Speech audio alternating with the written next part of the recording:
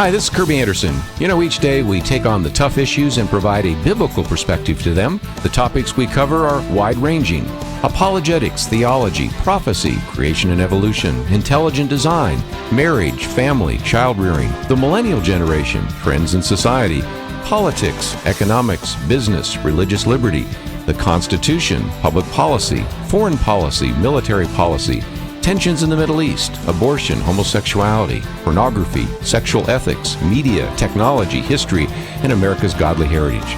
We talk about anything that affects your faith, your family, or your freedom. So don't go anywhere, because Point of View starts right now.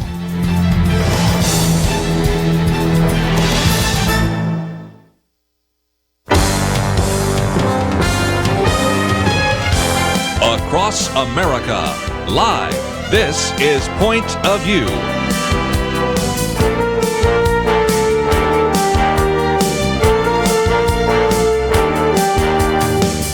And now, Kerby Anderson. Thank you for joining me today here on Point of View. Hope you had a great weekend. I imagine some of you probably watched the Super Bowl.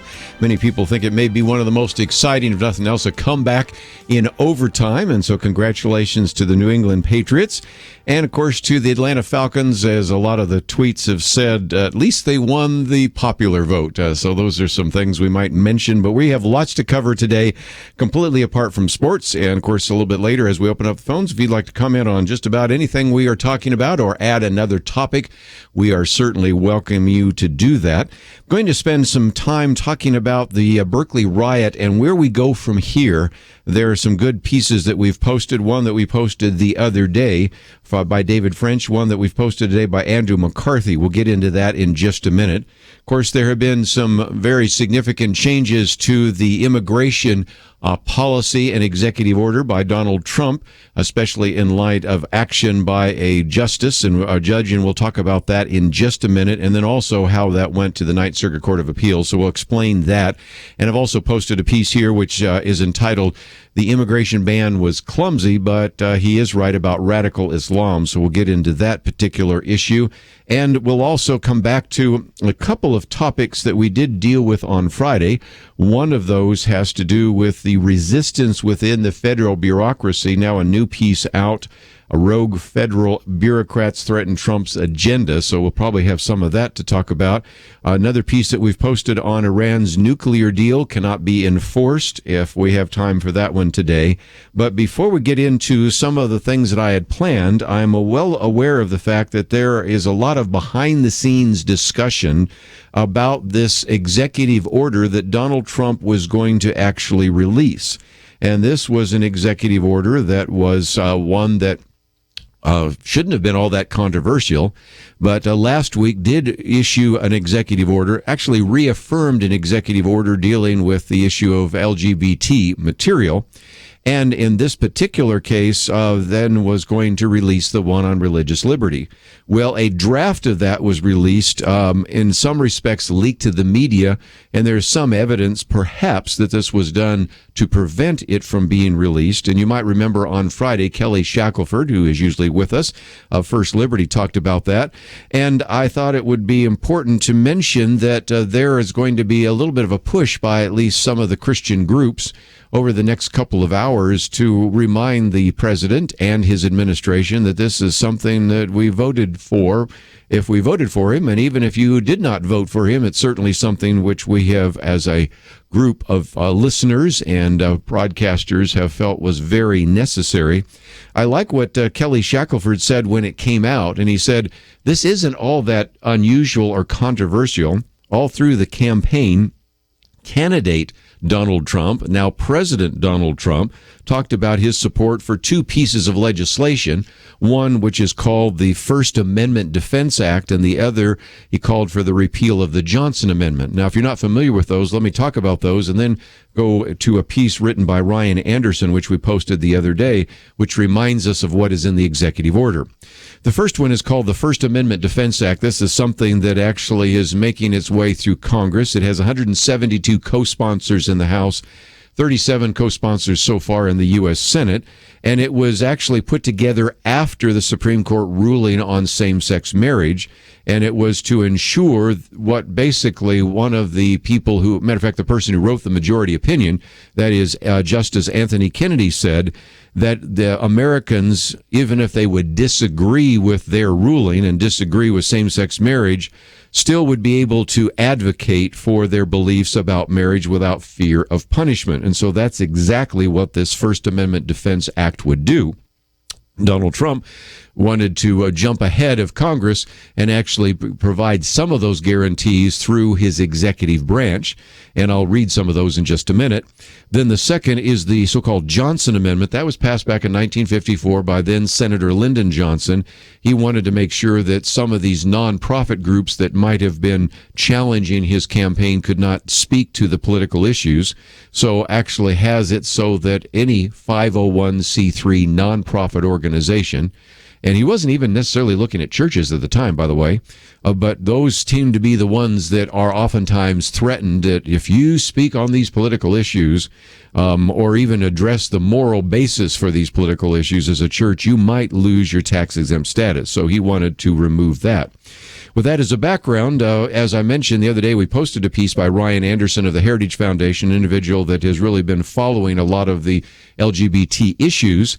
And here's a few of the things that the Donald Trump executive order would do. One would be to tell the entire federal government to respect federal statutes and Supreme Court decisions that make it clear that the free exercise of religion applies to all people, all faiths, in all places, at all times, and is not just for the issue of the freedom of worship, which we've talked about.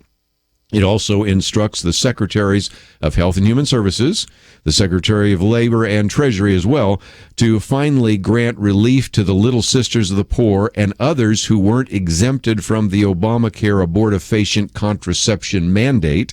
It also instructs the Secretary of Health and Human Services to ensure that all citizens have an ability to purchase health care plans through Obamacare that do not cover abortion and or subsidized plans that do. So, nevertheless, the kind of action item I want to give to you right now, and we're going to give you some more specificity as some very important material will be posted in an hour from now at First Liberty, is to give you an encouragement to express your opinion about whether or not you believe that Donald Trump should issue and sign an executive order that would protect religious liberty. This could be a Twitter post that you could put out right now just saying, I support Donald Trump's executive order. It could be something you could put on your Facebook page. If you wanted to express your opinion to the president, his phone line is no longer open. Remember the one we used to give, 202-456-1111? It's no longer available, but you can go to the White House website and express your opinion by email. So this is what I'm going to encourage you to do right now. There will be some better instructions that First Liberty will be coming up with in just about an hour. So when that takes place, we'll certainly point you in that direction. But again, the idea behind this is that this would certainly begin to address some of those issues that we talked about in terms of the religious liberty issue, which is guaranteed now in a piece of legislation that I suspect Congress will eventually pass, unless it gets filibustered and killed in the Senate. But nevertheless, that's the First Amendment Defense Act. And then, of course, this other issue, which we've talked about before, the Johnson Amendment, which has really been something that's used to kind of stifle and even intimidate some pastors in the churches. So those are a couple of issues that I want to put on the table. When we come back, I want to talk a little bit more about where do we go from here with riots at, first of all, UC Berkeley, but also all sorts of other protests against free speech. How do we think about that? And we'll certainly give you a chance to join our conversation. Then we'll get back into the whole issue of these executive orders related to immigration and refugees, and then talk a little bit more about some of the pressure inside the bureaucracy against Donald Trump. So we have a lot to cover, and at any point, if you'd like to join our conversation, that number is 1-800-351-1212. We'll come back and talk about those riots and how we should respond. All that coming up right after this.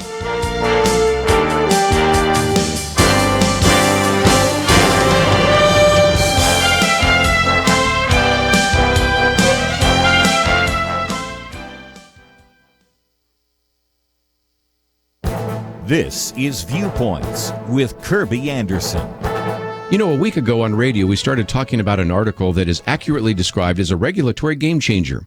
In the article, Kimberly Strassel described a meeting many attorneys had with Todd Graziano, who is a senior fellow in constitutional law at the Pacific Legal Foundation. In the meeting, he explained to lawyers how they and the current president could use a bill known as the Congressional Review Act. This law can be used to roll back regulations that members of Congress believe exceed the authority of the federal bureaucracy. Most in the room believe that the law could modify or remove regulations passed in the last 60 legislative days. That means that Congress could address some of the controversial regulations formulated in the last few months of the Obama administration. Todd Graziano told everybody in the meeting that the law grants members of Congress much greater powers than they had been led to believe. The law requires that any federal agency promulgating a rule to submit a report on it to the House and Senate. The 60-day clock only starts when the rule is published or when Congress received the report, whichever comes later.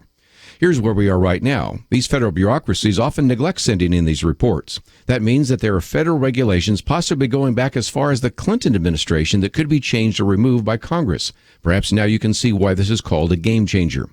By the way, this law also applies to guidance issued by federal agencies. For example, the Obama administration issued controversial guidance rules concerning transgender bathrooms based on a bureaucrat's bizarre interpretation of Title IX. It is possible that the Trump administration could order these federal agencies to make a list of regulations or guidance that have been issued without a report. Once they file the report with Congress, they could vote it up or down. Yes, this latest revelation is certainly a game changer. I'm Kerby Anderson, and that's my point of view. Take Kerby and the Point of View team with you on the go with the Point of View app. Search for Point of View Radio at the Apple or Google Play stores.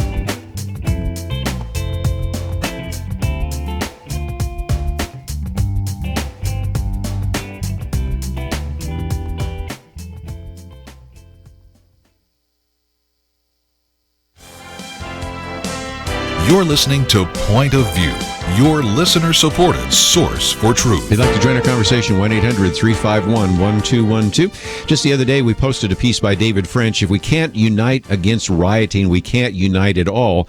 And first of all, he was pointing out that we don't normally have riots about free speech, but in this particular case, it in UC Berkeley reminds us of some of the other kinds of protest and rioting that we've seen. And in particular, it gets back to one of the comments that was even made by an individual that was a former Secretary of Labor and now a professor, and that is these were outside agitators. And David French agrees. Of course, he disagrees that they were right-wing agitators. They're pretty obviously anarchist or left-wing agitators, but they're part of what's called the Black Bloc. And what that is are protesters clad almost entirely in black. Sometimes they have baseball bats, Molotov cocktails, other kinds of weapons. They hide their identities. They move as a group to attack people, destroy property, and intimidate the public. But he also points out that if you've ever watched some of these, and I've unfortunately done, and I'm sure you have as well, you'll see how these rioters kind of break people, destroy things, then they melt back into the crowd, and as David French says, often quickly and purposefully closing behind them, while sometimes the mob even cheers wildly. And the problem is that we are seeing that not only are the riots unusual, but the response is unusual. And the response is, well, these are just peaceful protests. No, they're not. And this is why Andrew McCarthy says in his piece here that we no longer kind of have the word treason as something we ever use, but we might still think about the issue of sedition. And so after about a couple of paragraphs of introducing that, he says, as our National Review editorial observed in the aftermath of this week's Berkeley rioting, there is within the American left an increasingly active element that is not only deeply illiberal, fundamentally opposed to free speech, but often openly violent. He said, I further contend that the problem is not confined to this increasingly active element, the left's progressives in a hurry. Whether it is Berkeley or Benghazi, he says, it is standard operating procedure among the most influential, most allegedly mainstream Democratic politicians to rationalize rioting as a mere protest. In their alternative reality, Andrew McCarthy says, violence in the name of sedition is free speech, a passionate expression of political dissent, while the actual political speech they so savagely suppress is the atrocity. He says there's no mystery about how we got to this dark place. Violent rampaging was the coming-of-age right in the new left. That would be the 60s left that eventually won the battle for control of the Democratic Party, and in its extremism has estranged this party from its traditional working class base, and thus from much of the country. He says the new left rioted against racism, capitalism, colonialism, and the Vietnam War. They bombed, they killed. He goes through all of that. And he says one of the worst legacies of the days of rage was the failure of will to prosecute violent leaders of the radical left to the full extent of the law, particularly the likes of Bill Ayers. You might remember him, an individual that was friends with, of course, the previous president, and Bernardine Dorn, the weather underground terrorist who got a complete pass. In its madness, the nation drew a moral equivalence between anti-American terrorism and the excesses of American government agents who pursued the terrorists, as if warrantless searches and spying, however conceitedly outrageous, were comparable to plots and attempts to commit mass murder. Well, he goes on and talks about Bill Ayers, and, at one point saying guilty as sin, free as a bird, because he was able to not only not have to deal with this in the court of law, but also actually benefited somewhat in the court of public opinion, because it was in the Chicago living room of Bill Ayers, as well as Bernardine Dorn, that their fellow community organizer, President Barack Obama, then, of course, State Senator Barack Obama, made his political debut and goes on to talk about some of the issues and makes the case that we need to seriously talk about prosecuting the rioters. And so one of the other pieces I may post tomorrow is a very good piece by Robert Knight. I love this one. The left uses violence but decries speech as violence. So on the one hand, if you say something that hurts somebody's feelings, that itself can sometimes be referred to as violence. But then when the left, in this particular case, we can use Berkeley, but as I think Andrew McCarthy points out, there are many other places we can talk about where it isn't free speech at issue, but something else. Think of Horace Ferguson, and you'll go through the long list. You know the list as well as I do. And that is, if nothing else, a very good illustration of, on the one hand, the left uses violence but decries speech as violence, and I'll read from that a little bit later.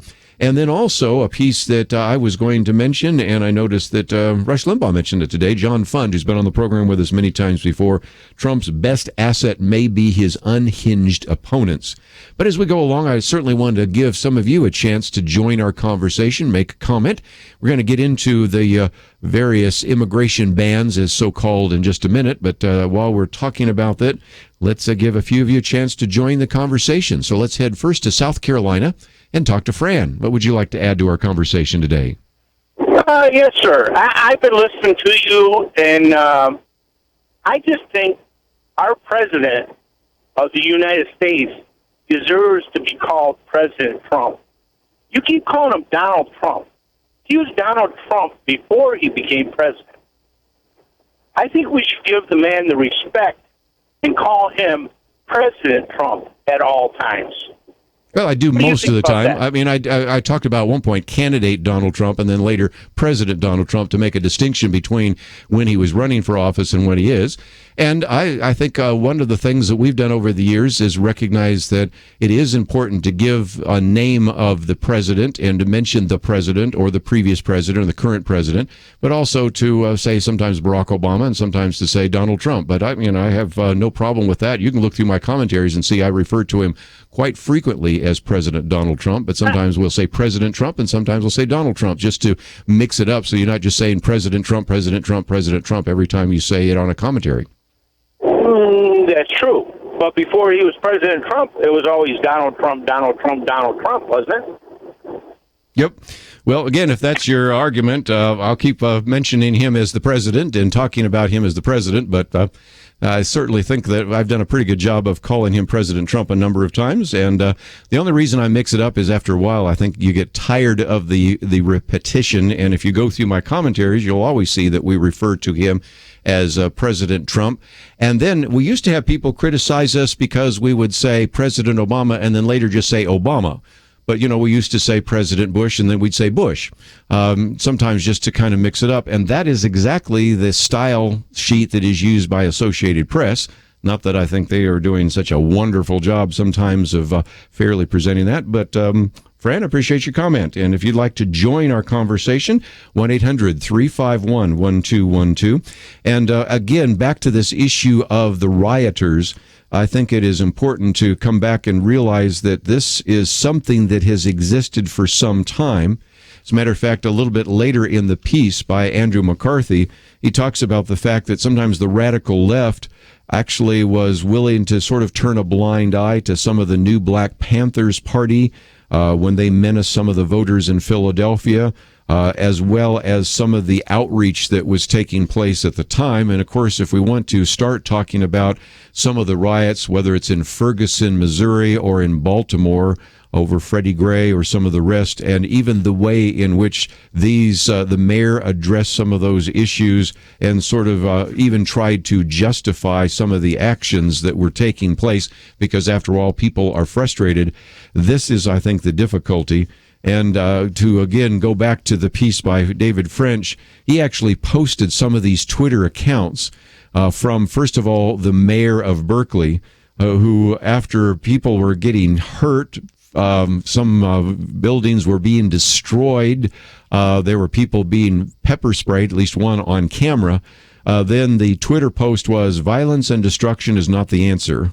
And again, I love what David French says. That's pretty tepid stuff, Mr. Mayor. You can't even muster half the outrage at beating and looting as you can at mean words, because he had said before, of course, mean words aren't welcome in the town. And it comes back to the piece, which I'll read in just a minute, by Robert Knight. The left uses violence but decries speech as violence. And so, again, some other very important elements of this discussion about the riots. And then we're going to move on to the ban and what indeed we will have at that point to look at the decision that came down from a judge in the state of Washington. Whether or not that will head to the Supreme Court, which most people assume that it will, is another one of those topics. And again, maybe some of the Twitter posts that President Trump put on his Twitter account. So we've got lots to cover today.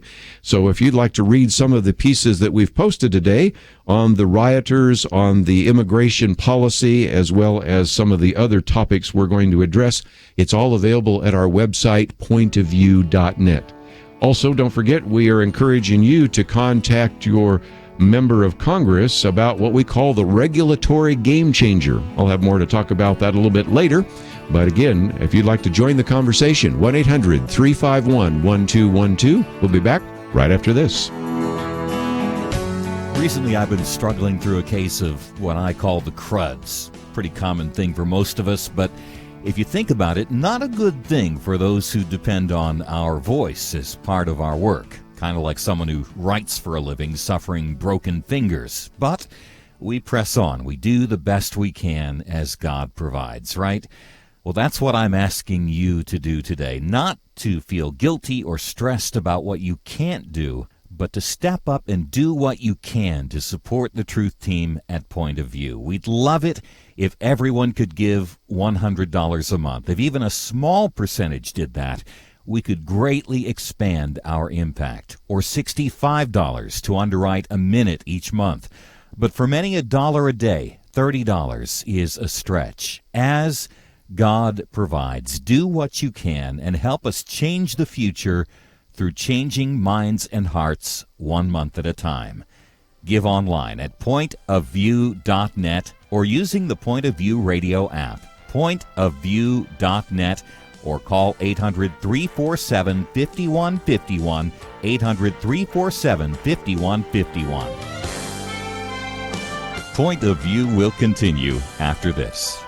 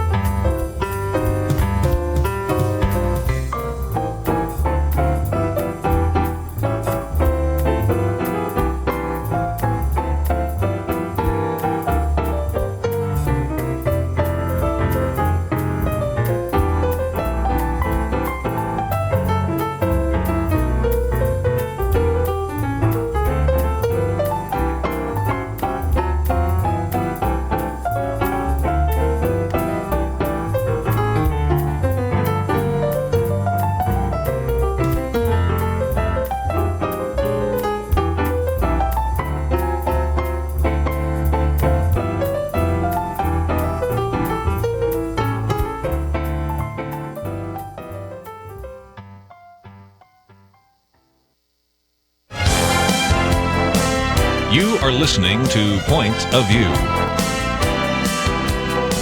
The opinions expressed on Point of View do not necessarily reflect the views of the management or staff of this station. And now, here again is Kerby Anderson. Back once again, if you'd like to join our conversation, 1-800-351-1212. Talk a little bit about the riots. We'll get into more of that in just a minute, but also the issue of the immigration order by President Trump, an executive order, which originally was really just putting a pause on 7 countries that actually had been identified by the previous administration as problematic, to use one of the words that people use all the time. And so this has been interrupted. We'll talk more about that in just a minute, but let me take another phone call because some want to address that issue. So let's head out to Louisiana. John, thank you for joining us today here on Point of View. How you doing, sir? What would you like to share with us? Well, look, I just got one thing to say. I'm a veteran, 20 years, 3 tours, and I'm in the Army, and I have a lot of friends in the military. I can understand us as a country helping foreigners, helping people come in this country and make a better life. But also I can understand protecting our citizens because we have to know who they are. I mean, God says help other people. That's fine. No problem with that. That's what we fight for. That's what I fought for in a lot of people.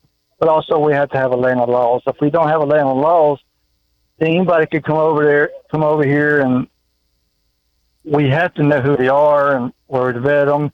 Because I'm going to tell you right now, there's a lot of veterans that don't have jobs. There's a lot of Americans that don't have jobs. And we do have to think about Americans first, then we can help other people first. And that's just the way I see it and everything.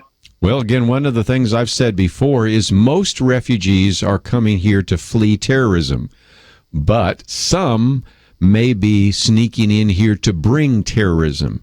And when you don't know, you have to come up with a more effective way to sort those individuals out. And the people in the streets with their signs saying, "We welcome all refugees," that's because they have the assumption that all refugees are fleeing terrorism, and none of the people calling themselves refugees want to bring terrorism. And as soon as you recognize that there might be some in the midst of those who want to leave their country because of the civil war, persecution, strife, want to seek asylum because they are threatened with death or terrible persecution, those are all reasonable ways in which we could bring people to this country.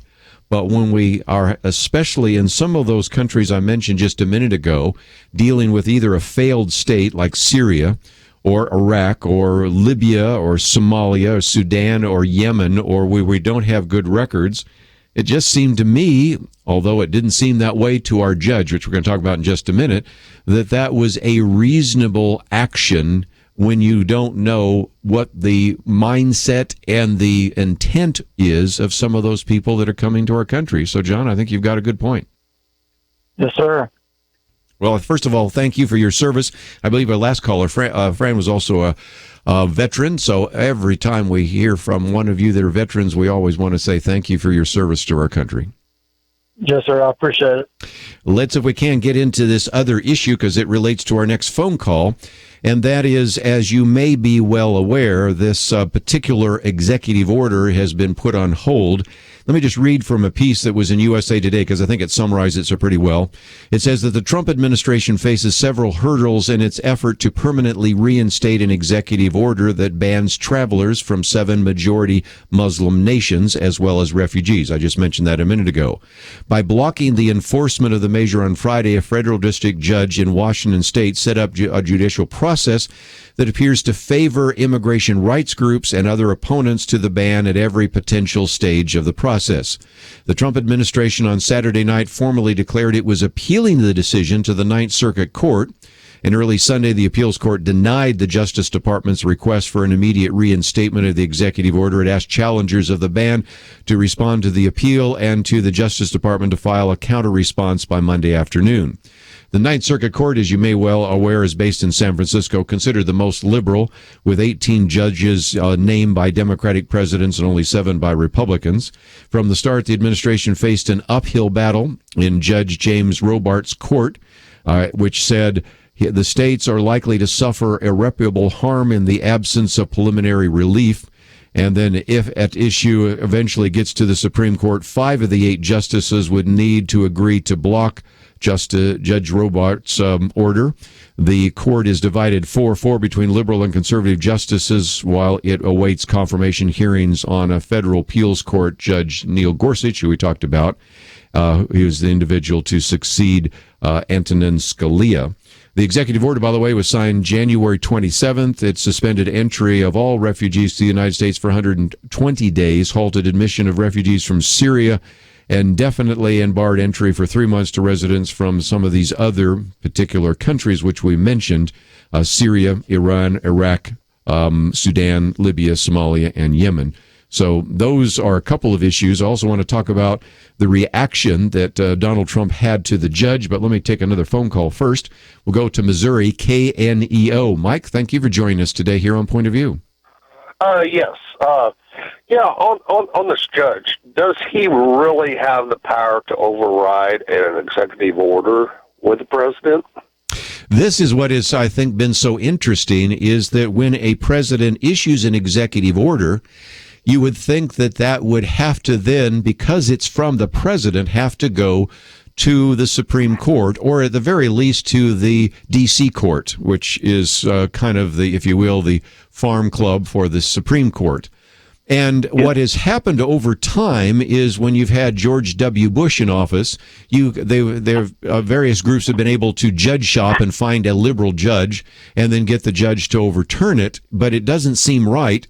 And if you think that it only happens one way, this also happened to Barack Obama. Remember when he issued an executive order dealing with immigration, and in that particular case, a federal judge in Texas stopped it and issued a stay.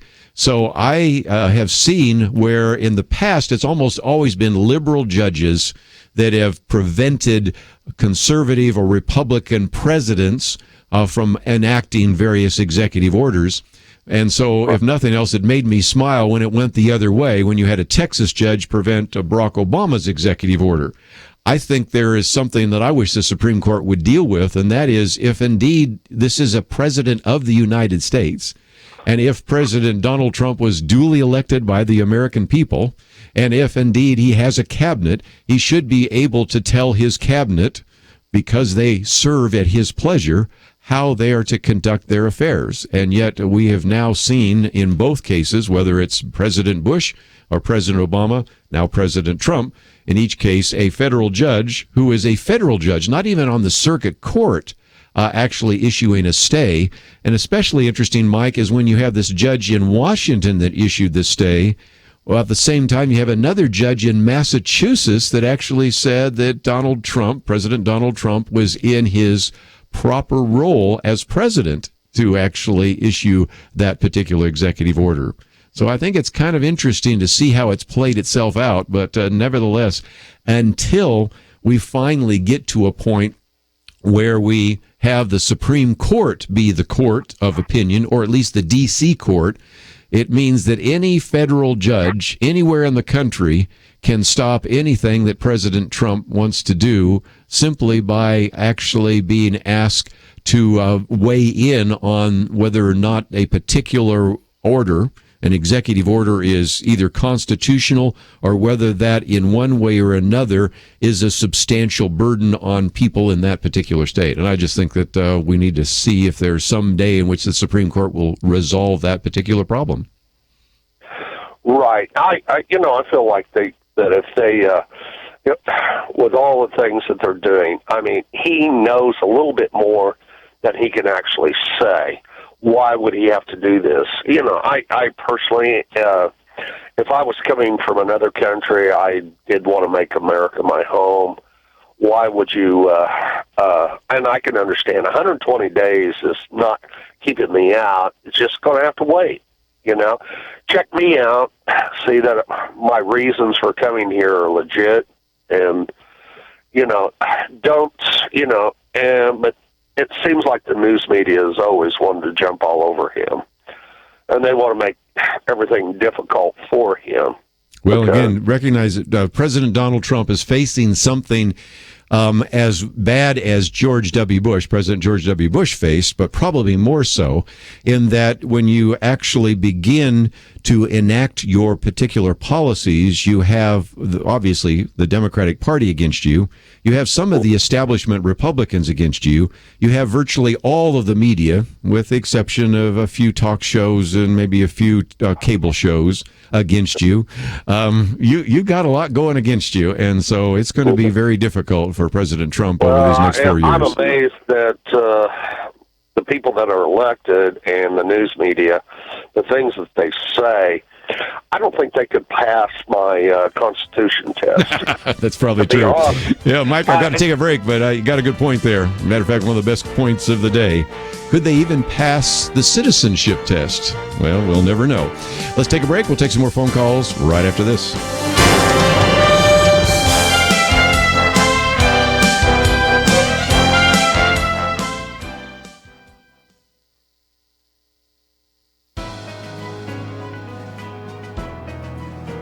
Welcome to the First Liberty Briefing. I'm Jeremy Dice. The Liberty Christian Center in Watertown, New York, asked for permission to use the Watertown High School cafeteria for its religious services.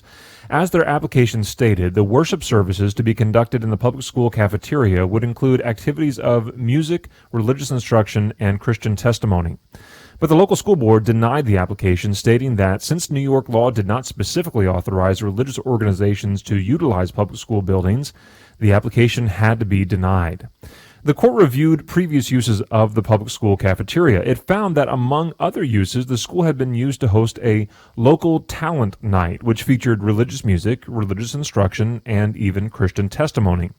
Since both the worship service and the local talent show shared a religious purpose and context, it was unlawful for the school to permit the talent show, but deny the use of the facility for a worship service.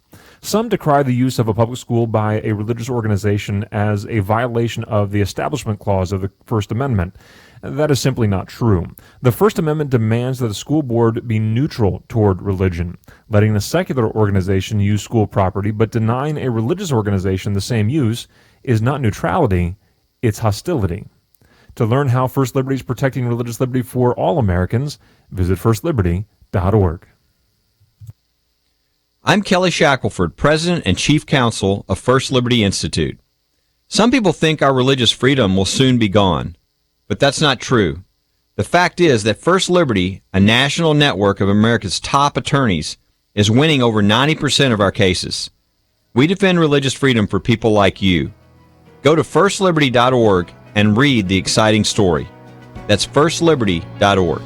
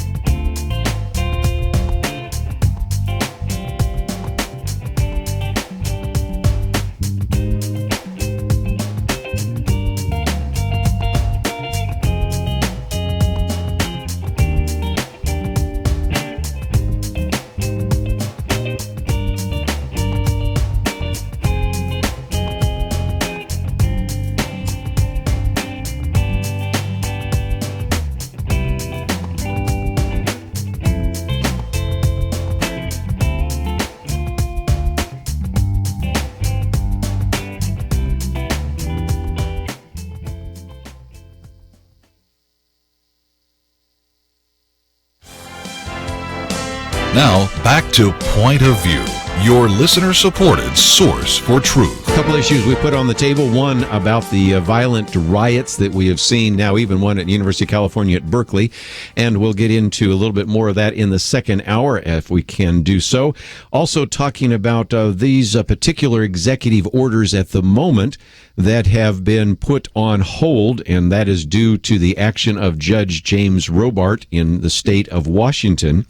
And I already gave you a little bit of the understanding that in which that stay was issued. Then it was appealed to the Ninth Circuit Court, and that was sort of the end of that because they wouldn't hear it. It probably will go to the Supreme Court, but Donald Trump, as he is wont to do, That is, President Trump actually spent some time Saturday night actually beginning to attack the judge. I guess the best way to illustrate that is in that particular tweet by President Trump. He referred to James Robart as a so-called judge whose ruling was ridiculous and will be overturned. Of course, Sean Spicer, who is his press secretary, referred to it as an outrageous order.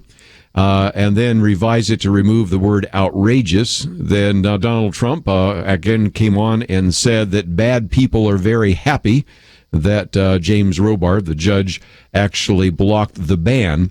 And as you may be aware, that one generated those Donald Trump's tweets. Actually generated all sorts of individuals because let me just read this particular statement from the Committee for Justice following President Trump's criticism of U.S. District Court Judge James Robart for his halt of the president's immigration order. Key Senate Democrats are threatening to use the remark against Supreme Court nominee Judge Neil Gorsuch. Recognize that Neil Gorsuch is now going to be considered and hopefully confirmed by the United States Senate. You have all sorts of comments. Let me just pick out one. Senate Minority Leader Chuck Schumer wants to use the remark to raise the bar even higher for Judge Gorsuch's confirmation. And so there are all sorts of people that have been upset. Chuck Schumer, Pat Leahy. It's a list of individuals that were very upset about the fact that President Trump referred to this particular judge, James Robart, as a so-called judge, which, again, is beyond the pale. There is no reason to have said that necessarily. But I love what Kurt Levy says of the Committee for Justice. He said, these Democrats also seem to have forgotten that they cheered President Obama's attempt to bully the Supreme Court during the 2010 State of the Union address when he denounced and flatly characterized, and I might even have used the word mischaracterized, the court's Citizens United decision while the justices sat just yards away. That's where Chief Justice John Roberts said he found the intimidation very troubling. And, of course, he also says that Senate Republicans did not threaten to raise the bar or block the confirmation hearings of Elena Kagan, who now is Justice Elena Kagan, when President Obama nominated her to the Supreme Court just months after that controversial State of the Union speech. So, as we have said on this program probably too many times, and maybe you're weary of hearing it, there is this sense in which it's sauce for the liberal goose, but not sauce for the conservative gander. It is proper for the President of the United States in a State of the Union address, looking at the Supreme Court in front of him during the State of the Union address, to denounce their decision on Citizens United and to, they say, characterize, I would say, falsely or mischaracterize it. And as a result, not get anything other than kudos from the Democratic leadership. And then when President Trump goes on to Twitter Saturday night, or was it Sunday morning? I forget. I guess it was Saturday morning. Again, that's where Sean Spicer spoke and some of that. So, yes, indeed, very quickly referring to the so-called judge. And so we'll see how this plays out. It would be better if President Trump just avoided that particular issue if something else happens. And while we're talking about that particular tweet from President Donald Trump, he also said a few other things that I thought were kind of interesting. He said, just cannot believe a judge would put our country in such peril. If something happens, blame him and the court system. People pouring in bad. That was on February 5th. Then a little bit later, he also said, I've instructed Homeland Security to check people coming into our country very carefully. The courts are making the job very difficult. So, if nothing else, he sort of laid down a marker. If we have any of these individuals who are refugees who come and then later are engaged in some kind of terrorist action, he will blame this judge. And it will be interesting to see whether or not the mainstream media will remember that it was Judge James Robart who actually prevented them from doing an additional screening of some of these individuals. One of the other articles I've posted for you to read is an individual that was a Muslim refugee once, Ayaan Hirsi Ali, Always have trouble with her name because it is one that is not usually said, but she's getting a lot of visibility. By the way, she was another one of those individuals who was prevented from speaking on a college campus, but I digress. And this one is entitled, Trump's Immigration Ban Was Clumsy, but He's Right About Radical Islam. And what she's saying is that the rollout, which may have been a little bit clumsy because it wasn't vetted by the other various departments, and some have said that he should have vetted it through the Departments of State, Defense, Justice, and Homeland Security. What chance do you think that we'd even have an executive order if they got a hold of it, in light of one individual at the Justice Department that he had to fire, and others that are in on apartments right now where he doesn't even have his people in place yet? I think you could see what would happen there. And, of course, if they had tried to vet it, you can see all sorts of people would have been racing to the border to get in here, just as you're starting to see lots of people racing to send money out of this country and all sorts of other things. But anyway, the point she's making here is that if you really want to begin to make America safe, she says you have to begin to figure out how to screen out those people who are going to bring with them either hostile attitudes towards this country, hostile attitudes towards the Constitution, in some cases hostile attitudes towards women. We can go through all sorts of aspects of that.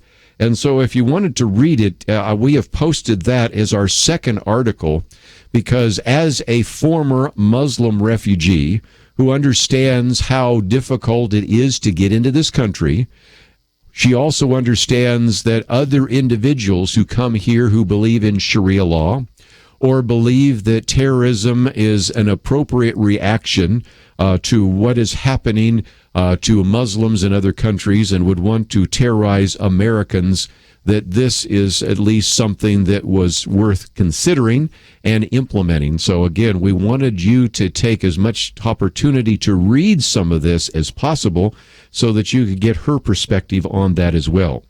Let me just mention that in this second hour, hopefully the First Liberty people will have some information on how you can contact President Trump and also people on his administration about this executive order dealing with religious liberty.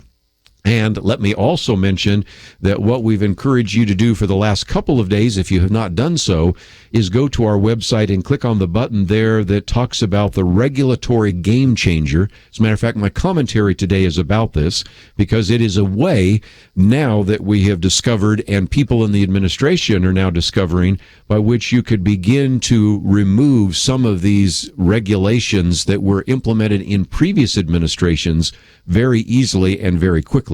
So again, this is something you would like to express your opinion to your elected representative. And so we encourage you to go to the website pointofview.net and click on the information about the Congressional Review Act, a way to stop some of the federal abuse of power. When we come back, we'll take some more of those phone calls, 1-800-351-1212. Stay tuned. We have a lot more right after this. Why does Kerby Anderson do what he does? Because he believes in God's ability to use you to make a difference. There's a real need for us to articulate a responsible biblical perspective and to give people an understanding of what is happening in the world, and in addition to educating them, to then empower them to go out and make a difference for Christ. Together we can push back the growing darkness. It's not going to be easy. But by God's grace, it is happening, one person, one community at a time. Join us in this mission. Become a monthly partner. $1 a day, $30 a month will make a huge difference. Or perhaps you can do $100 a month. We need partners of all sizes. We need you. Give today online at pointofview.net. At the top of the page, next to the Donate Now button, click on Become a Monthly Partner. Pointofview.net. Mail your donation to Point of View, Box 30, Dallas, Texas 75221, or call 800-347-5151. Point of View will continue after this.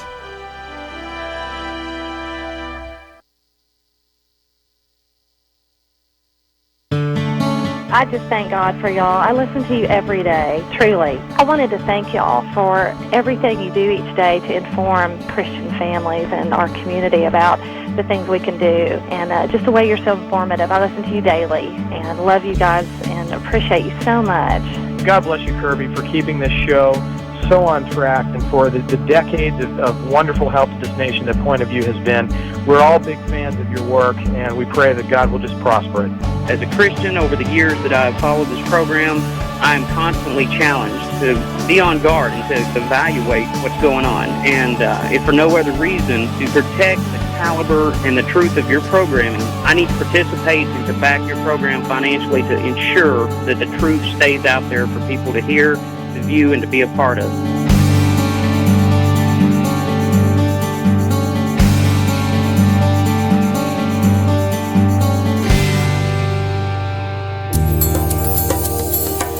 This is Point of View Radio.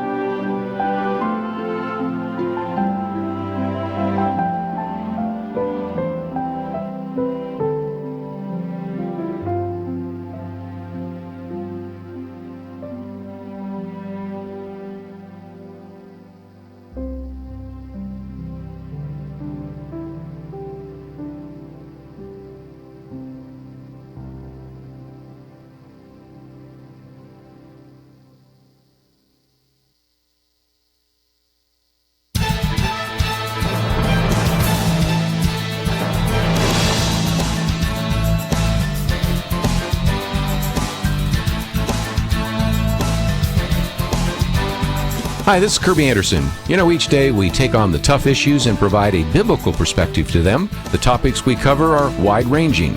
Apologetics, theology, prophecy, creation and evolution, intelligent design, marriage, family, child-rearing, the millennial generation, trends in society, politics, economics, business, religious liberty, the Constitution, public policy, foreign policy, military policy, tensions in the Middle East, abortion, homosexuality, pornography, sexual ethics, media, technology, history, and America's godly heritage. We talk about anything that affects your faith, your family, or your freedom. So don't go anywhere, because Point of View continues right now.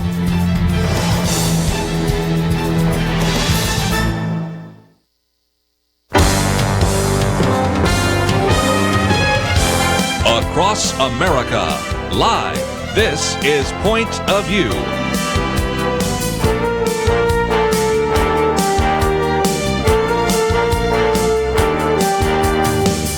And now, Kerby Anderson. Second hour today, if you'd like to join our conversation, 1-800-351-1212. First hour, we spent a little bit of time talking about the idea of prosecuting the rioters and where some of these ideas have come from. The riot at University of California, Berkeley is just the latest in what is becoming a concern, and this is one of the reasons we posted this particular piece by Andrew McCarthy, and you can read it in its entirety. The second that we have posted is one having to do with what is called the immigration ban, or the executive order by President Donald Trump having to do with the issue of immigration. And I thought for just a minute, before we get into some other issues, I'd read a little bit more from this particular set of articles. It goes on for 12 pages, but the actual content goes for about 7 or 8. So again, if you print it out, make sure you have enough paper in your printer, because Ayaan Hirsi Ali actually explains the title in a little bit more detail, and since I didn't have a chance to cover that, let me get into it in some more detail. She says Trump's immigration ban was clumsy, but he's right about radical Islam.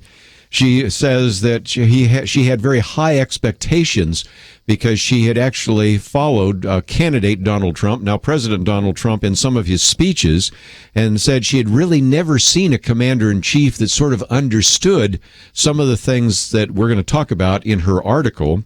But she also said the executive order was kind of puzzling because it caught many of the border protection agents and custom officials by surprise and sowed some confusion and fear among travelers, immigrants, and legal permanent residents. So a lot of people, even those who have supported President Trump, said maybe the execution wasn't the best, but as I explained just a few minutes ago, there was a reason why he did not want to take the time to have it vetted by the State Department, the Defense Department, the Justice Department, and Homeland Security. Can you imagine what it would have looked like? But then she goes on and says, in halting the entry of all refugees and appearing to be directed against Muslims, including even those who had worked for the U.S. military as interpreters, it was much too broad.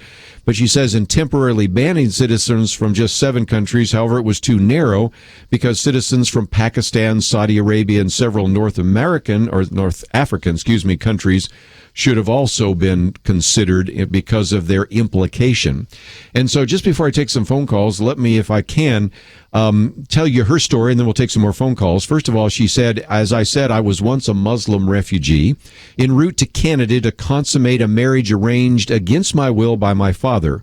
I fled from the Frankfurt airport to the Netherlands and requested asylum. It was not easy. I learned Dutch. I worked in a factory to make ends meet and also worked as an interpreter for abused Muslim women, but I worked hard and I studied. She says, I received a master's degree in political science from the University of Leiden, where I read John Locke, Voltaire, John Stuart Mill. I eventually rejected Islam as a system that was too intolerant of free thought. I later emigrated to the United States after I found that the Dutch were themselves not quite as committed to free thought and free speech as I've been led to believe.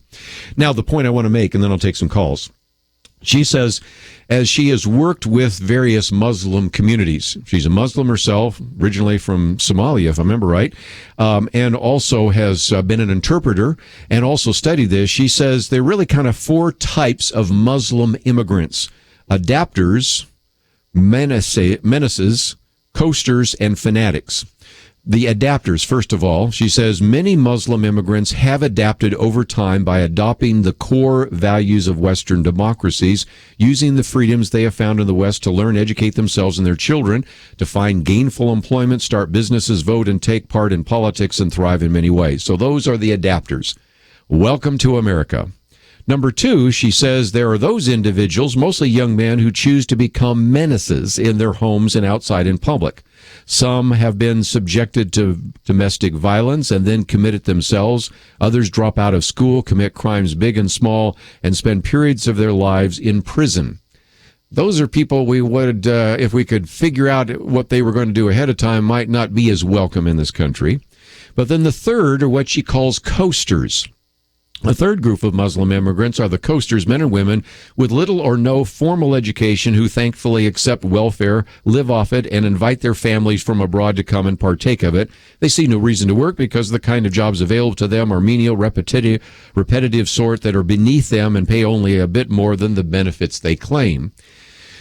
Okay, we've talked about that. But then the fourth group are the fanatics. Those are those who use the freedoms of our country that gave them sanctuary to spread an uncompromising practice of Islam. And she points out that some of these categories are not rigidly separate. Coasters' children can become adapters. Some menaces end up cleaning up their acts. Some fanatics get disillusioned and all the rest. But she says, basically, we cannot pretend that all Muslim immigrants are perfect adapters, but similarly, we cannot assume that no Muslim immigrants are fanatics. In our immigration policy, we need to make all possible effort to welcome adapters and to exclude some of the troublemakers. And before I take some calls, let me just mention that there are some reports, the Pew Report being a good example, that shows what's kind of in the hearts and minds of some of the people that have come to this country. But let's, if we can, also give some of you a chance to join our conversation. So let's head out to Massachusetts, WSEW. And Steve, thank you for joining our conversation today. Steve, are you there? Hey. Yeah, there you go. Can you hear me? Yeah. I certainly can hear you now. Go for it. Thanks for taking my call. I just want to say I'm disappointed that the president's executive order did not include Saudi Arabia, because most of the 9/11 bombers came from 9/11 hijackers came from Saudi Arabia. True. Or Pakistan or United Arab Emirates. I'm just really disappointed that those countries weren't included, because I think most of the terrorists who have attacked us have come from these three countries.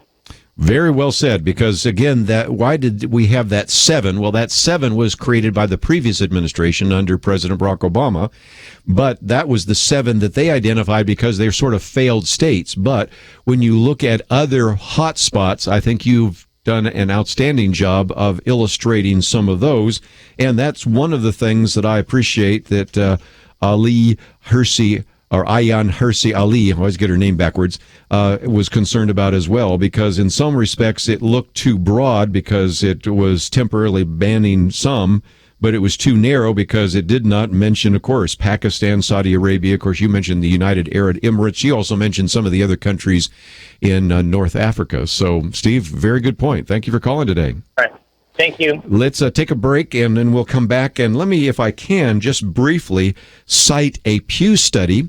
I've used this before in some of my commentaries, but we haven't really mentioned it on the air for a while, because it helps you understand why when you have people in the streets holding signs saying, "We welcome all refugees," if you begin to understand what's in the hearts and minds of some of those refugees, at least it should give you a pause, if for no other reason than I think she has done a very good job of reminding us that there are different kinds of refugees. Some are adapters, welcome to America. Some are menaces, well, not so sure. Coasters, who just put a complete weight on our welfare system. And then fanatics, we definitely not want to bring them here. And so that, I think, is something to pay attention to. And so, again, this article is available on our website, pointofview.net. Does a good job of helping you understand a little bit more from a former Muslim refugee's perspective how to think about this executive order. Let's take a break. We'll be back with your phone calls right after this.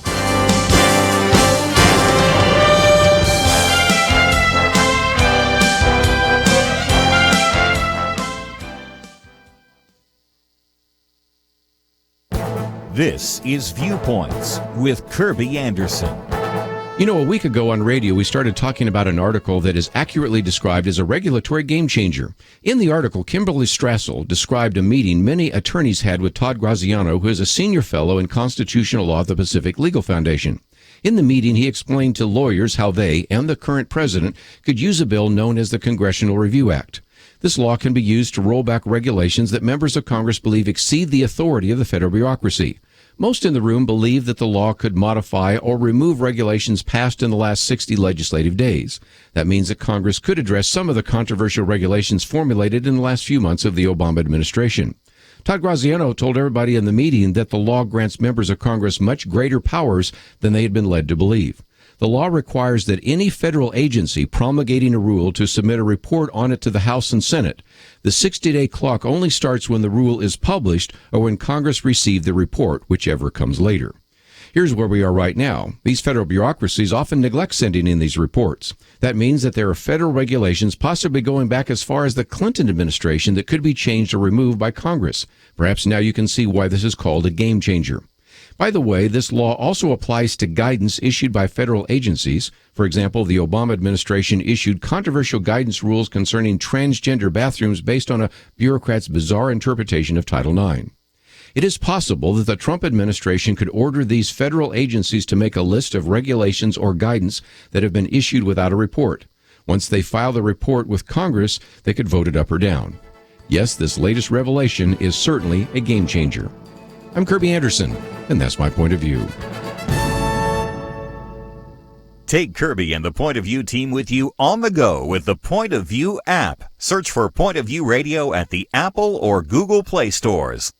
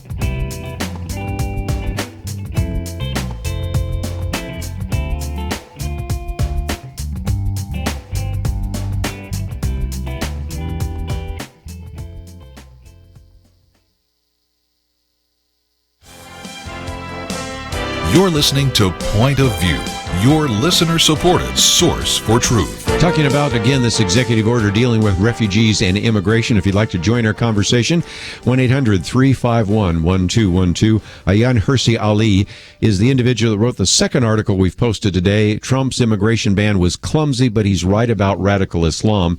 And one of the things she does is quote from the Pew Research report that came out a number of years ago. And in their projections back, and this is in 2011, the Pew report estimated that more than a third of Muslim immigrants to the United States between 2010 and 2030 would be from just three countries: Pakistan, which was just mentioned a minute ago, Bangladesh, and Iraq. Now, only Iraq was targeted by President Trump's executive order, in part because of the previous administration under President Barack Obama identifying those 7 countries, Iraq, Syria, Iran, Libya, Somalia, Sudan, and Yemen, as those, because they were such troubled states, it was difficult for us to get adequate information for vetting and visas. But this particular one predicted that there would be lots that would also come from places like Bangladesh and Pakistan. Now, those estimates are a little different now that, of course, we've had the Syrian civil war. But nevertheless, let's look at that, because then what they did was really study the opinion of those individuals in those countries. And so this is really one of the more extensive studies that gave us a little bit of an idea of what would probably be in the heads of those individuals who would want to come to this country and actually either enjoy the American experience or bring with it ideas that are contrary to it. And so what they did was begin to look at some of those countries interestingly enough, data on the opinion of two other sending countries, that would be Somalia and Iran, are not available. But let's look at what we could find out from this survey. First, they found that a survey of Muslims who believe Sharia law should be the official national law in their country, they found that 3/4 of people in Pakistan and almost half of those in Bangladesh and Iraq think that those people, she says, like me, who leave Islam should suffer the death penalty. So that means that if indeed they were to come to this country, they believe that just leaving the religion of Islam, as Ayaan Hirsi Ali did, 3/4 of those in, for example, Pakistan and almost half in both Bangladesh and Iraq believe, she should be put to death simply because she left Islam. Okay, more than 80% of Muslims in Pakistan and about 2/3 of Muslims in Bangladesh and Iraq regard Sharia law as the revealed word of God. And she then goes on to say that only tiny fractions would be comfortable if their daughters married Christians, and only a minority regards honor killings of women as never justified. So you can see that you are bringing to this country, if you are bringing typical people from the Muslim world who, number one, believe that Sharia law should really replace the U.S. Constitution. And so they have hostile ideas towards the Constitution and towards America and American government. But they also have hostile ideas towards women, hostile ideas towards a daughter that might want to marry a Christian, and also believe that in many cases honor killings would be justified. And then more than 1/4 of those Muslims from Bangladesh, 13% of Muslims from Pakistan, about 7% from Muslims from Iraq, think that suicide bombings in defense of Islam are often or sometimes justified. You can go through this long list, but again, as she points out, we are obviously welcoming and should be welcoming those individuals that come here from these countries who want to adapt to the American culture. And there are people that we all know that are Muslims who have come here from Iraq, Iran, Afghanistan, Yemen, in her case from Somalia, who have become great citizens and have become citizens by taking courses and passing a citizenship test and actually taking the oath that they would defend the United States and all the things that are part of becoming an American citizen as an immigrant.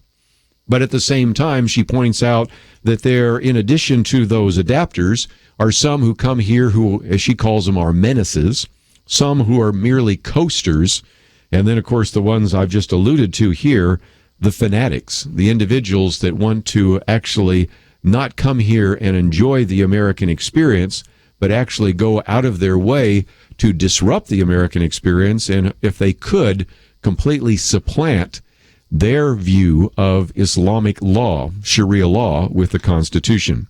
Love to get your thoughts. 1-800-351-1212.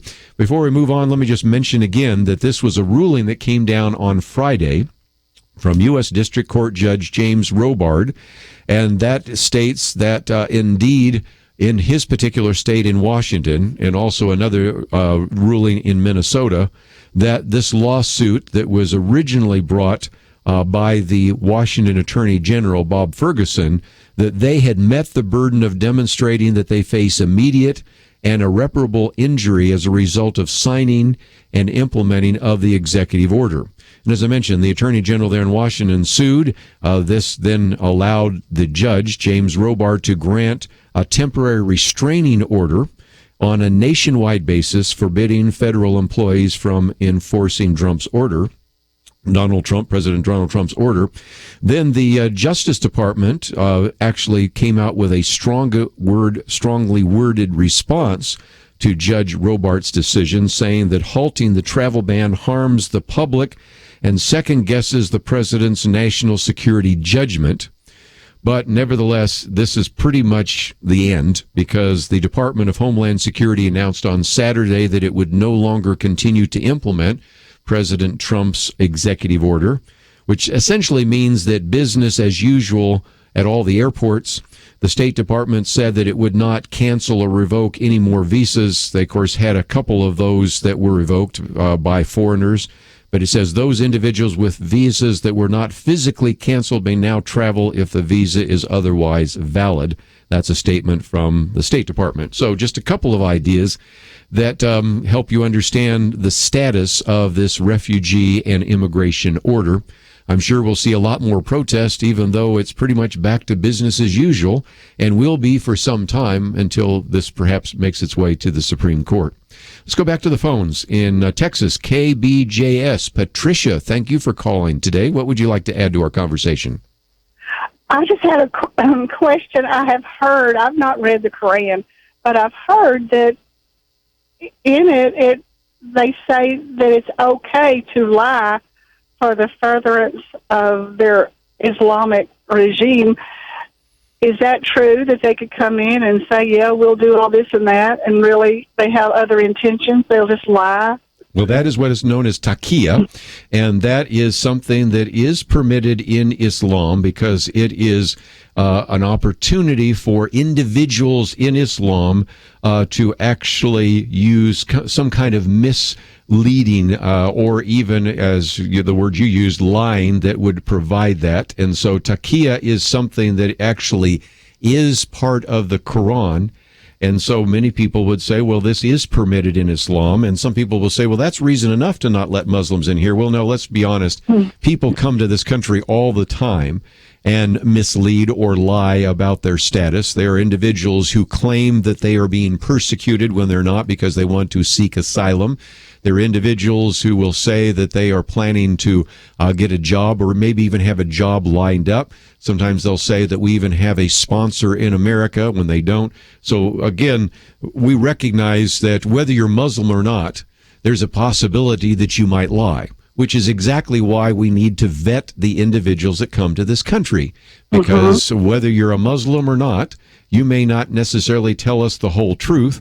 If you can, by misleading an individual that's part of immigration, or by just simply lying to an individual, get into this country. So, yes, it is true, and that's, again, one of those action items that we need to pay attention to as well.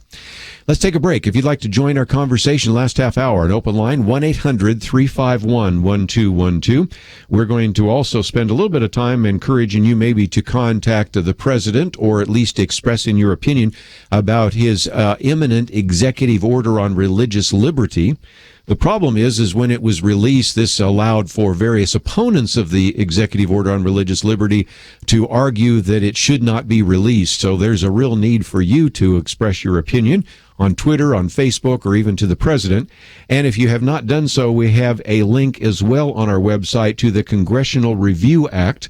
And this is an opportunity for you to express your opinion to your representative about a way in which some of these hurtful and really unconstitutional regulations that have been established by the bureaucracy could actually be removed. So again, go to the website and find out a little bit more. If you'd like to join our conversation, 1-800-351-1212. Recently, I've been struggling through a case of what I call the cruds. Pretty common thing for most of us, but if you think about it, not a good thing for those who depend on our voice as part of our work. Kind of like someone who writes for a living suffering broken fingers. But we press on. We do the best we can as God provides, right?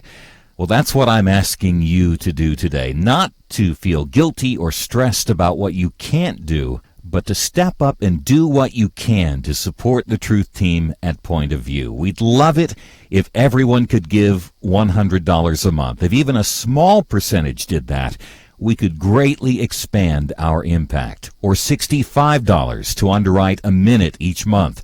But for many, $1 a day, $30 is a stretch. As God provides, do what you can and help us change the future through changing minds and hearts 1 month at a time. Give online at pointofview.net or using the Point of View radio app, pointofview.net, or call 800-347-5151, 800-347-5151. Point of View will continue after this.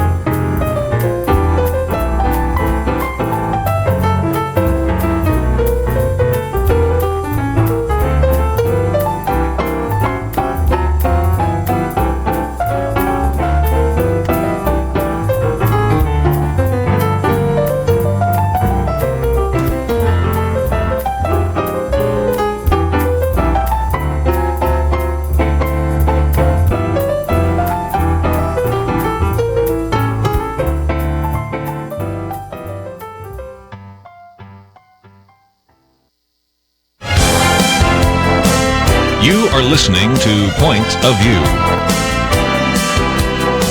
The opinions expressed on Point of View do not necessarily reflect the views of the management or staff of this station. And now, here again is Kerby Anderson. Final half hour. If you'd like to join our conversation, 1-800-351-1212. Let's head to New Mexico, KPCL. Passion, thank you for calling today here on Point of View.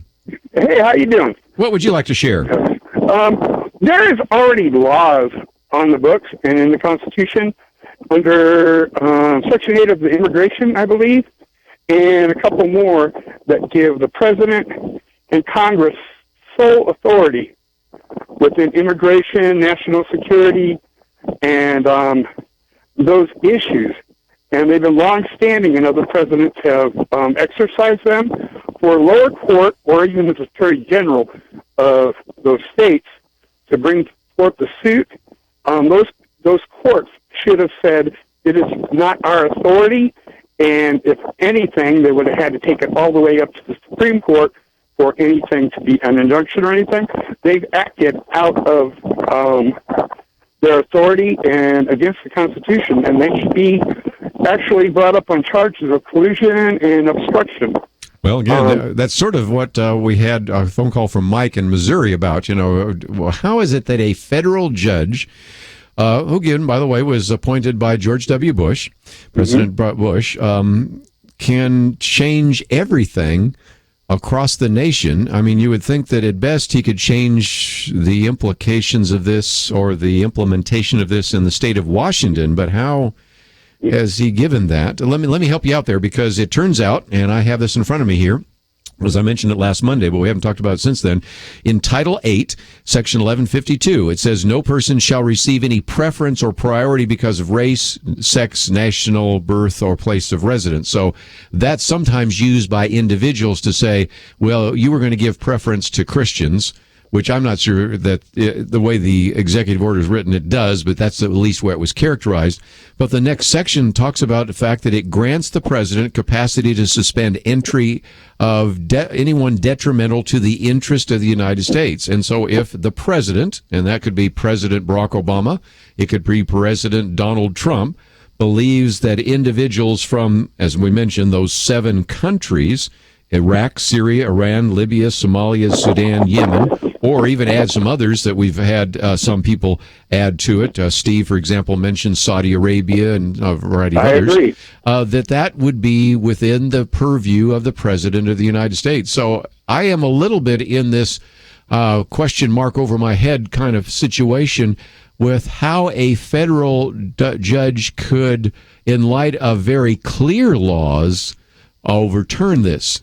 When we had the federal judge in Texas overturn one of the executive orders by President Barack Obama, that's because he was exceeding his authority. But in this particular case, it sure seems to me, whether you like Donald Trump or not, that he was quite within his own authority as an individual who is the chief executive officer, if you will, of immigration and naturalization. So I agree with you. I believe that this whole reason that they're dragging their feet on Sessions, because Sessions would be the one that would come down on them and say, you're breaking the law. Right. You cannot do this. And that's why they're not allowing them to get in right now, because they want to pull all this malarkey. Well, you got it right. And malarkey is probably a safe word to say on a Christian radio station. I caught myself. Yeah. I knew you were probably reaching for a word that might not have worked so well with my relations with the FCC. So I appreciate you calling today. Call back again sometime. All right. Thank you. And if you'd like to join us, 1-800-351-1212. You know, he brought that up, and one of our other callers couldn't get on, but he wanted to talk about the character assassination of President Donald Trump. And that brings me to a piece by John Fund. I think I will post it tomorrow, but I'll give you a preview now. It was one that I found very helpful, and then, as I mentioned, I heard Rush Limbaugh mention it today. John Fund's been on the program with us many times before. He's been with the Wall Street Journal, now with National Review, and it's entitled, Trump's Best Asset May Be His Unhinged Opponents. And in the beginning, I'll skip over some of that. He talks about how some of the Democrats were upset that their voters were apathetic over Hillary Clinton, and then goes on to say, well, they're not so apathetic now because some of them are are out there on the streets. And but nevertheless, what is interesting is he said the anger of the liberal base is such that, quote, a firestorm of criticism awaits Democratic lawmakers when they don't stand up to Trump. This comes from one individual who is the Washington director of the left-wing group MoveOn.org, because he says everything's on the table. And he says it certainly, this is now John Funn said, it certainly has been when it comes to the ceaseless efforts to delegitimize Donald Trump. As soon as the election was over, state recounts were mounted with the approval of Hillary Clinton's campaign. Angry demands were made that members of the Electoral College go against the results of their state and dump Trump. You might remember the dump Trump bumper stickers. And wild charges were hurled that Russian hacking swung the election, and on and on. He goes through all the long list of complaints. But what he said is of course missing in the progressive reaction to Trump's victory was anything more than a cursory mention of why the left, during President Obama's 8 years, had failed to fulfill promises of hope and change, address rising income inequality and middle-class stagnation, or win the respect of either Americans' friends or adversaries. And he goes on, John Funn, to say, a few Democrats have recently begun to question the party's relentless choice of a negative obstructionist tone. And this is where you're starting to see some of the strategists say this is not a good idea. Some of them are actually suggesting that the tremendous reaction to President Donald Trump is not going to bode well for Democrats in the near term or even in the next election, not to the presidential election. I mean, you've got to recognize that there are a lot of Democratic senators up for re-election in a little bit over a year and a half now, because some of them could face primary challenges, and certainly less than 2 years from now. And so this is something that is starting to concern at least some of the individuals that are actually responsible for electing Democratic representatives, senators, governors, and the rest. And so one of the things that John Funn says, he says, after all, it will be difficult to sustain the Trump derangement syndrome with all its shock and awe behavior has inspired, whether intended or accidental, says Benjamin Ginsberg, a political scientist at Johns Hopkins University. This number of initiatives is thus far, by sheer volume and audacity, having the effect of confusing and overwhelming his opponents. And that has certainly been the case. But one of the things that John Funn is pointing out is if you really are a Democrat right now and you want to elect Democratic candidates in the future, all the things happening in front of the American people aren't necessarily drawing the so-called moderate voters. The argument used to be, not so long ago, is Republicans should not challenge President Obama because, after all, that might alienate moderate voters, and this would be a problem in the next election. Now it's sort of reversed, and that is you have some Democrats starting to say to other Democrats, you really should not be challenging President Trump as much as you are, because you may alienate moderate voters. And we've been on a very lengthy decline as you look at what has happened in the governor's races and state legislative races for some time.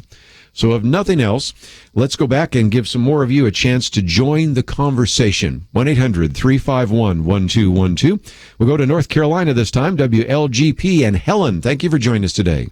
How are you, Kerby? Very good. Your conversation about the Trump thing that he wrote about the immigration kind of reminded me a year or two ago in Europe, there were people talking about the immigration in Europe, and the countries were putting up fences, and they had actually camps for the refugees, but the people that were in the refugee camps were actually being ruled by Muslims that were among them. Sure. And they were scared to death of even reporting what was going on. A lot of Christians wouldn't even go to those refugee camps, and that's why we tried to figure out a way, as you might remember, through the Cradle Fund, to support those Christians in other camps, because they would not go to some of the like UN camps and things like that, because they'd be persecuted, maybe even killed by other Muslims, and the Muslims were pretty much running the camps, and that's exactly right. Yeah. I think we have a very short memory. We've forgotten about things like that, and we need to think about things like that when we're talking about immigration, because we don't want those kinds of peoples in here. Well, and again, as I've said before, I am saddened by what has happened in many of these European countries, and at least every other year I go to Europe. Oftentimes I go to Hungary because I teach there at Budapest, which, by the way, the prime minister there is a lot like a Donald Trump. He put up a fence because he didn't want all of them coming through his country either on their way to Germany. So we can learn a little bit about what's happening in Europe and say, if you want that coming here, okay, but if you can learn a vicarious lesson for what's happening in Europe right now, maybe we need to rethink some of our policies. We'll take a break, take some more phone calls right after this.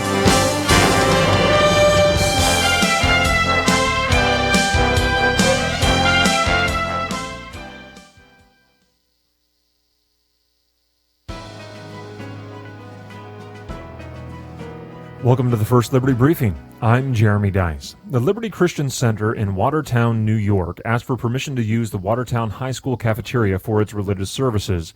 As their application stated, the worship services to be conducted in the public school cafeteria would include activities of music, religious instruction, and Christian testimony. But the local school board denied the application, stating that since New York law did not specifically authorize religious organizations to utilize public school buildings, the application had to be denied. The court reviewed previous uses of the public school cafeteria. It found that among other uses, the school had been used to host a local talent night, which featured religious music, religious instruction, and even Christian testimony.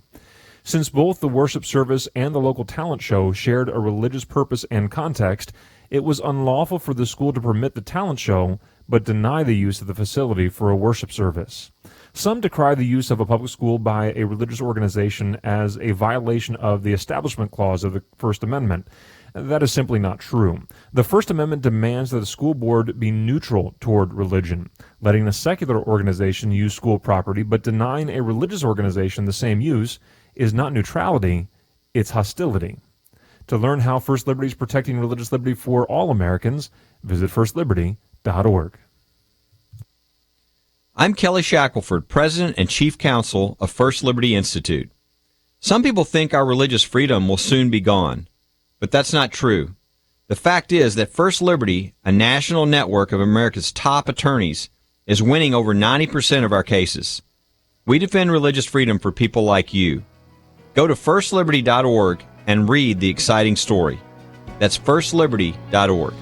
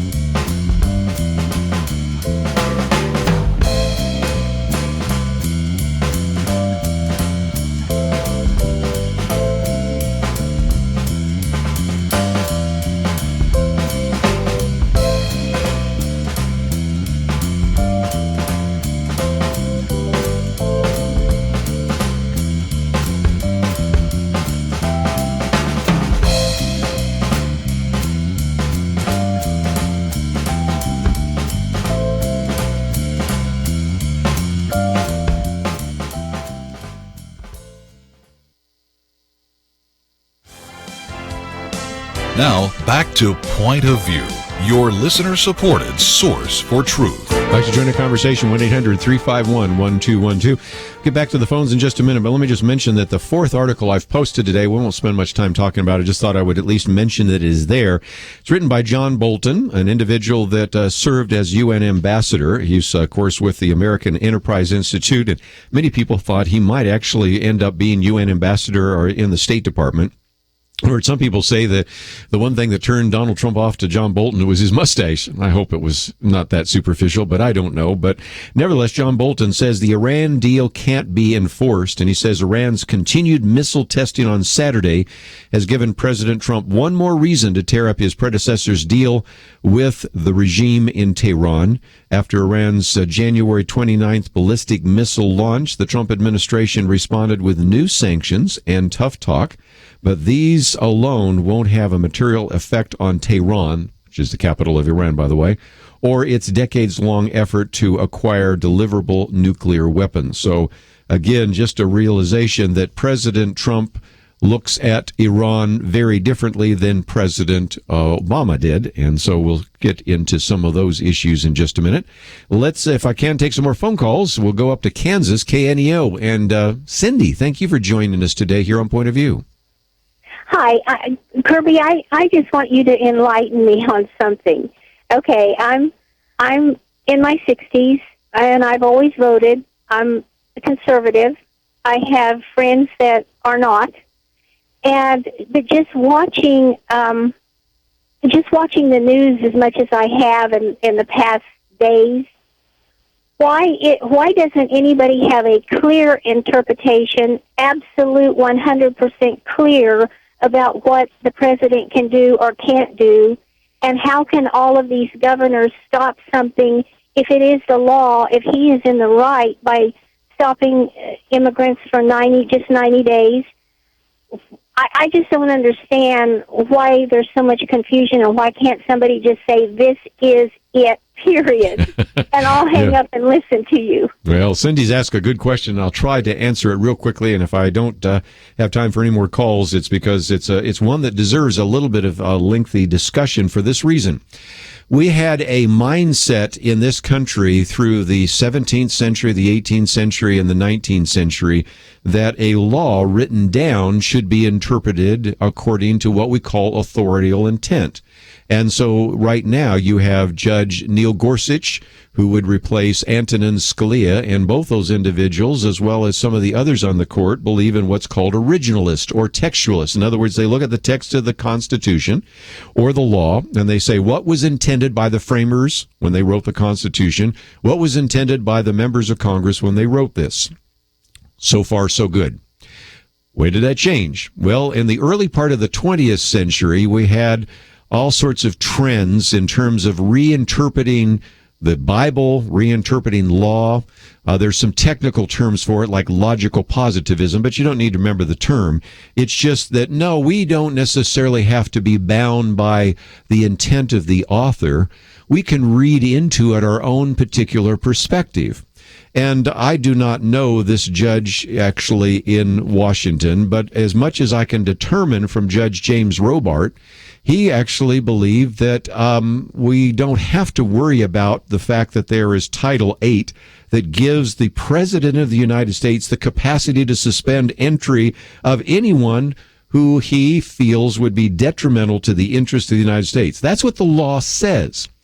But he says, well, but because Donald Trump actually said things on the campaign trail, this gives us an idea of maybe he has some bad motives in this regard.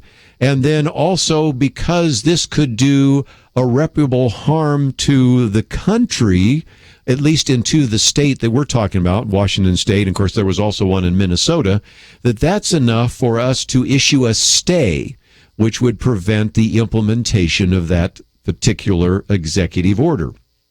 Well, again, part of that has to do with a difference of interpretation, but Cindy asked another question. Well, why can't we get to a point where we all agree?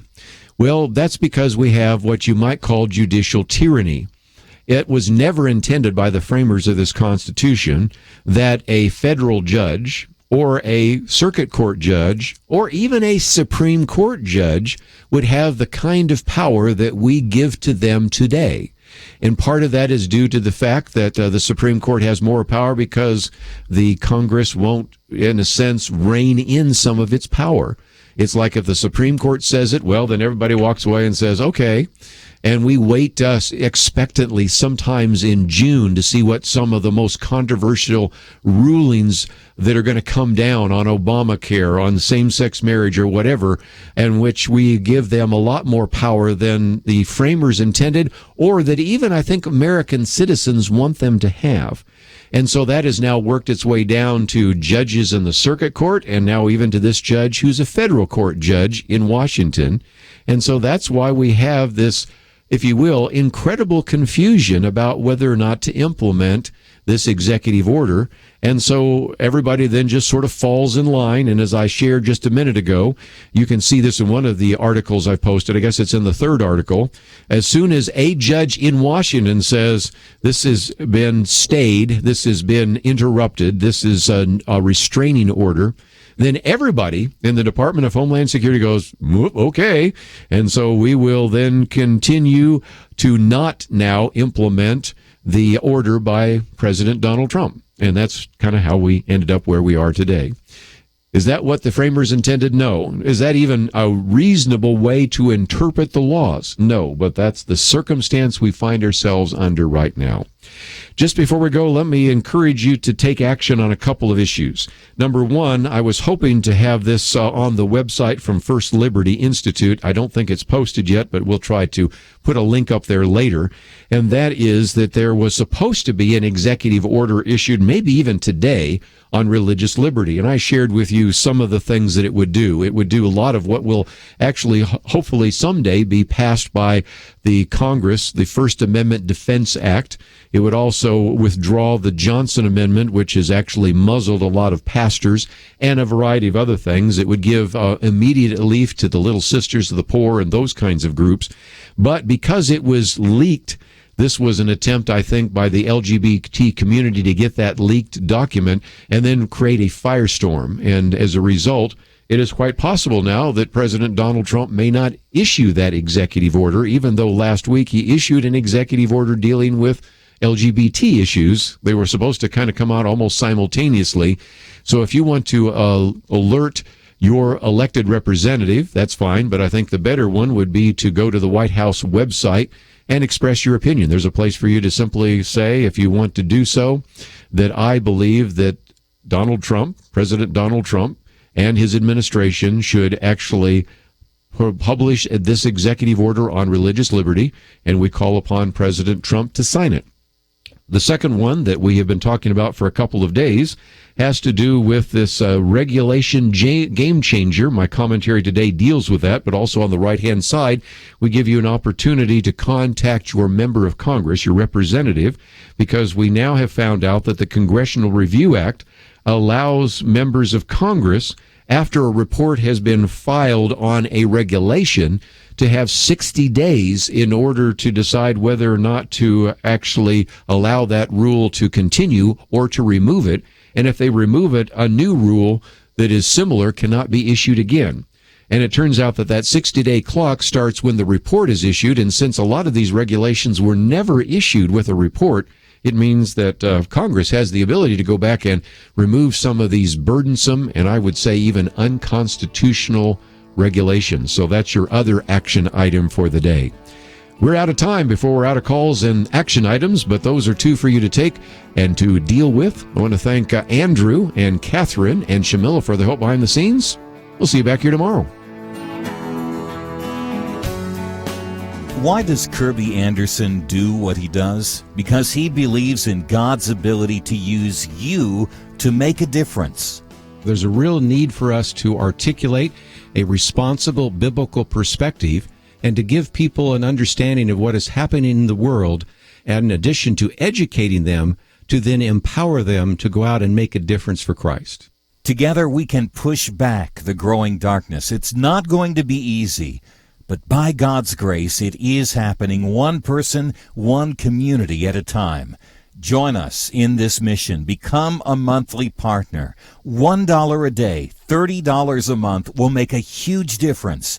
Or perhaps you can do $100 a month. We need partners of all sizes. We need you. Give today online at pointofview.org.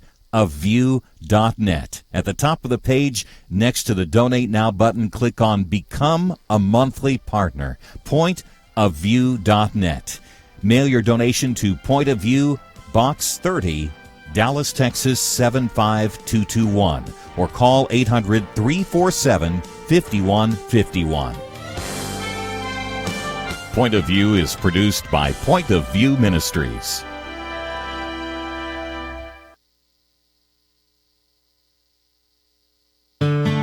I just thank God for y'all. I listen to you every day, truly. I wanted to thank y'all for everything you do each day to inform Christian families and our community about the things we can do, and just the way you're so informative. I listen to you daily and love you guys and appreciate you so much. God bless you, Kerby, for keeping this show so on track and for the decades of wonderful help to this nation that Point of View has been. We're all big fans of your work, and we pray that God will just prosper it. As a Christian, over the years that I've followed this program, I am constantly challenged to be on guard and to evaluate what's going on. And if for no other reason, to protect the caliber and the truth of your programming, I need to participate and to back your program financially to ensure that the truth stays out there for people to hear, to view, and to be a part of.